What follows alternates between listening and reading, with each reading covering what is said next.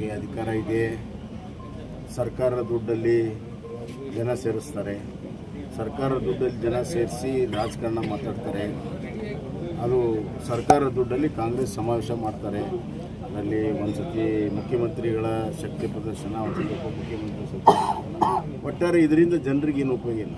ಯಾವ ಸಾಧನೆ ಮಾಡಿದ್ದಾರೆ ಅಂತ ಸಮಾವೇಶ, ಶೂನ್ಯ ಸಾಧನೆಯ ಒಂದು ಸಮಾವೇಶ ಮಾಡೋದ್ರಲ್ಲಿ ಯಾವುದೇ ಅರ್ಥ ಇಲ್ಲ. ಜನರಿಗೆ ಯಾವುದೂ ಆಸಕ್ತಿ ಇಲ್ಲ. ಜನರಿಗೆ ಅಭಿವೃದ್ಧಿಯ ಒಂದು ಸಣ್ಣ ಒಂದು ಪರಿಚಯವೂ ಕೂಡ ಈ 2.5 ವರ್ಷದಲ್ಲಿ ಕಾಣಲಿಲ್ಲ. ಅಭಿವೃದ್ಧಿ ಶೂನ್ಯವಾಗಿರುವಂಥ ಈ ಸರ್ಕಾರ, ಭ್ರಷ್ಟಾಚಾರದಿಂದ ಮುಳುಗಿರುವಂಥ ಈ ಸರ್ಕಾರದ ಬಗ್ಗೆ ಜನರಿಗೆ ಭ್ರಮ ನಿರಸನ ಆಗಿದೆ.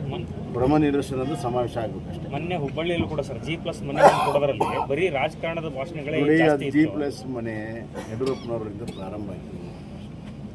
ನಮ್ಮ ಕಾಲದಲ್ಲಿ ಅದಕ್ಕೆ ಜಾಗ ಕೊಟ್ಟು ಅದಕ್ಕೆಲ್ಲ ದುಡ್ಡನ್ನು ಕೊಟ್ಟಿದ್ವಿ. ಈಗ ಮುಗಿಯೋ ಹಂತದಲ್ಲಿ ಎಲ್ಲ ಇಡೀ ರಾಜ್ಯದ ಸಮಾವೇಶವನ್ನು ಅಲ್ಲಿ ಮಾಡೋದ್ರಲ್ಲಿ ಅರ್ಥ ಏನಿದೆ?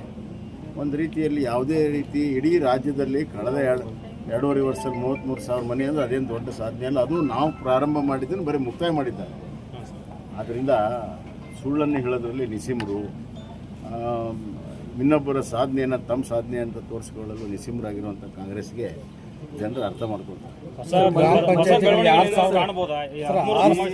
ನೋಡಿ, ಜಿ ರಾಮ್ಜಿ ವಿಚಾರದಲ್ಲಿ ದಿನಾಂಕ ಬಹುತೇಕವಾಗಿ 6, 7, 8 ಈ 3 ದಿವಸದ ಒಳಗಡೆ ಒಂದು ಗ್ರಾಮ ಪಂಚಾಯಿತಿಯ ಎಲ್ಲ ಅಧ್ಯಕ್ಷ, ಉಪಾಧ್ಯಕ್ಷರು ಮತ್ತು ಎಲ್ಲ ಹಿರಿಯ ಸದಸ್ಯರನ್ನು ಕರೆದು ಹಾವೇರಿಯಲ್ಲಿ ಒಂದು ಸಮಾವೇಶವನ್ನು ಮಾಡಿ ಜಿ ರಾಮ್ಜಿಯ ನಿಜವಾದಂಥ ಪ್ರಯೋಜನಗಳೇನು, ಹೆಂಗೆ ಗ್ರಾಮೀಣ ಪ್ರದೇಶದ ಜನರಿಗೆ 125 ದಿವಸ ಹೆಂಗೆ ಕೆಲಸ ಸಿಕ್ಕಿದೆ, ಭ್ರಷ್ಟಾಚಾರ ಹೆಂಗೆ ನಿರ್ಮೂಲನೆ ಆಗ್ತಾಯಿದೆ, ಡೈರೆಕ್ಟಾಗಿ ಪೇಮೆಂಟ್ ಹೆಂಗೆ ಸಿಗ್ತದೆ, ಮಧ್ಯವರ್ತಿಗಳನ್ನ ಹೆಂಗೆ ದೂರ ಮಾಡ್ತೀವಿ, ಮತ್ತು ಗ್ರಾಮ ಪಂಚಾಯಿತಿಗಳ ಅಧಿಕಾರ ಇನ್ನಷ್ಟು ಗಟ್ಟಿ ಹೆಂಗಾಗಿದೆ, ಎಲ್ಲ ವಿಚಾರಗಳ ಬಗ್ಗೆ ಸಮಾವೇಶವನ್ನು ಮಾಡುವಂಥ ತೀರ್ಮಾನ ನಾವು ಮಾಡಿದ್ದೇವೆ. ಹಾವೇರಿ ಜಿಲ್ಲೆಯ ಎಲ್ಲ ಪ್ರಮುಖ ಗ್ರಾಮ ಪಂಚಾಯಿತಿಯ ಅಧ್ಯಕ್ಷ ಸದಸ್ಯರನ್ನೆಲ್ಲರನ್ನೂ ಸೇರಿಸಿ ಒಂದು ಸಮಾವೇಶವನ್ನು ನಾವು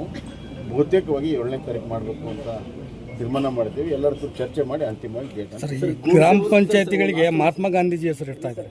6,000 ಗ್ರಾಮ ಪಂಚಾಯತಿಗಳಿಗೆ DK ಶಿವಕುಮಾರ್ ಅಲ್ಲ, ಹೆಸರು ನೋಡ್ರಿ, ಮಹಾತ್ಮ ಗಾಂಧೀಜಿ ರಾಮರಾಜ್ಯದಿಂದ ರಾಮರಾಜ್ಯ ಅಂತ ಹೇಳಿದ್ದಾರೆ.